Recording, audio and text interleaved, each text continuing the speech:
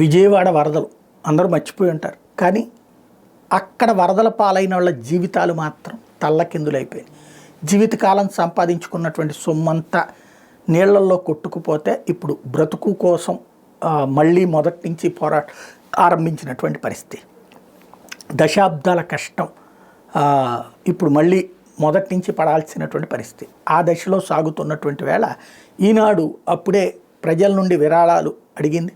9,43,00,000 వచ్చినాయట. ఇందులో 3 కోట్ల రూపాయలు ప్రజలు 5,000, 10,000 అట్లా వేసిన వాళ్ళు, 5 కోట్లు సంస్థ యాజమాన్యం ఇచ్చింది, 1 కోటి రూపాయలు ఒక సంస్థ ఇచ్చింది. అట్లాగే మిగతా వాళ్ళ సంస్థకు సంబంధించిన ఉద్యోగులందరూ జీతాలు అక్కడ సమర్పించడం వల్ల వచ్చినటువంటిది మొత్తం కలిపేసేస్తే 9.5 కోట్ల దాకా వచ్చింది. ఇప్పుడు ఈనాడు వాళ్ళు ఆలోచించాల్సింది ఏంటంటే, ఊరికినే ఈ డబ్బులు తీసుకెళ్ళి ప్రభుత్వాలకు ఇచ్చేసేయడం వల్ల ప్రయోజనం లేదు. ఈనాడే స్వయంగా ఇనిషియేటివ్ తీసుకుంటే బాగుంటుంది. ఎందుకంటే కొంతమంది జీవితాలు అయితే, పేదల జీవితాలు సర్వనాశనం అయిపోయినాయి. కట్టుబట్టలతో సహా శాంతం సర్వనాశనం అయిపోయారు. రైతులు విలవిలలాడారు, మధ్యతరగతి గిలగిల్లాడారు.